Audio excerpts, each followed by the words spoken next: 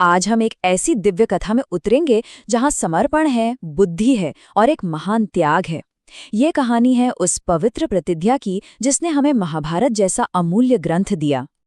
जरा सोचिए, हिमालय की वो शांत गुफाएं जहां एक महर्षि गहरी ध्यान समाधि में लीन है और उनके मन में एक ऐसा महाकाव्य जन्म ले रहा है जो आने वाले न जाने कितनी सदियों तक पूरी मानवता को रास्ता दिखाएगा।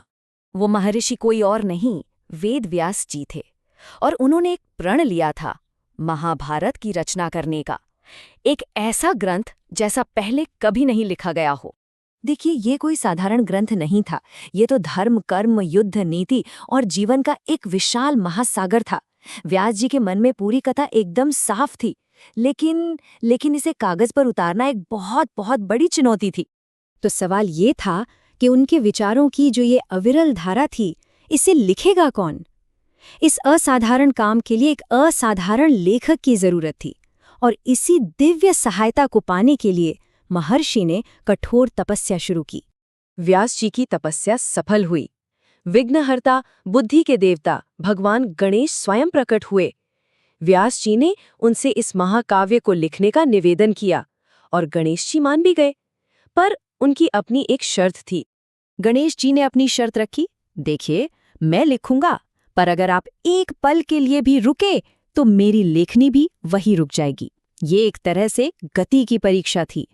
तो व्यास जी ने भी अपनी शर्त सामने रख दी, ठीक है, पर आपको हर एक श्लोक को समझकर ही लिखना होगा। और ये थी विवेक की परीक्षा।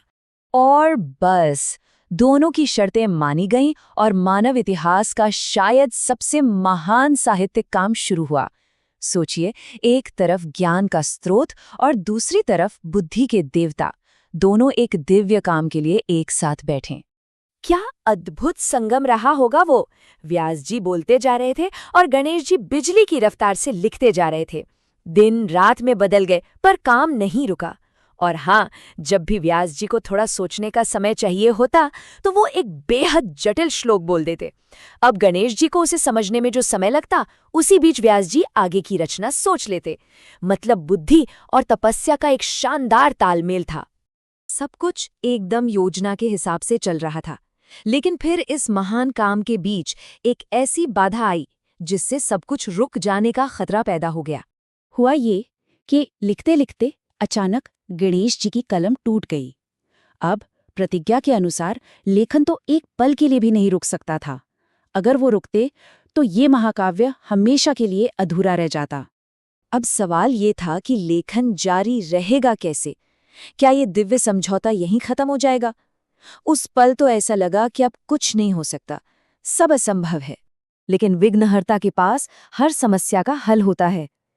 बिना एक पल भी गवाए गणेश जी ने एक ऐसा फैसला लिया जो इतिहास में अमर हो गया।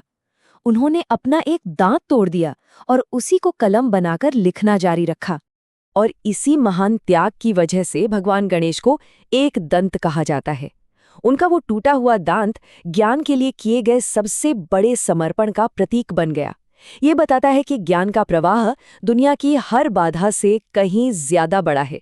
और इस तरह बिना रुके महाभारत की रचना पूरी हुई। एक ऐसा ग्रंथ जो जीवन के बड़े से बड़े रहस्यों से पर्दा उठाता है और आज भी हजारों साल बाद भी हमारा मार्गदर्शन करता है।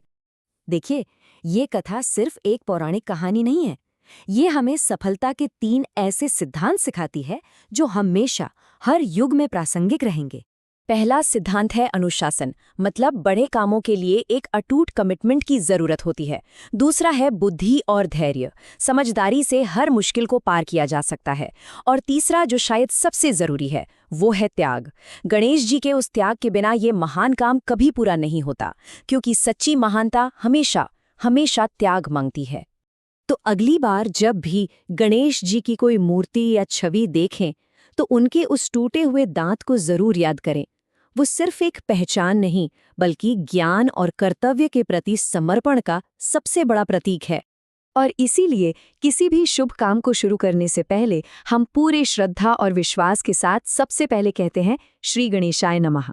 क्योंकि ये सिर्फ एक मंत्र नहीं है, ये एक विश्वास है, एक गहरा विश्वास कि जहाँ गणेश हैं वहाँ बुद्धि है, वहाँ सफलता है और वहाँ हर विघ्न, हर बाधा का नाश निश्चित है।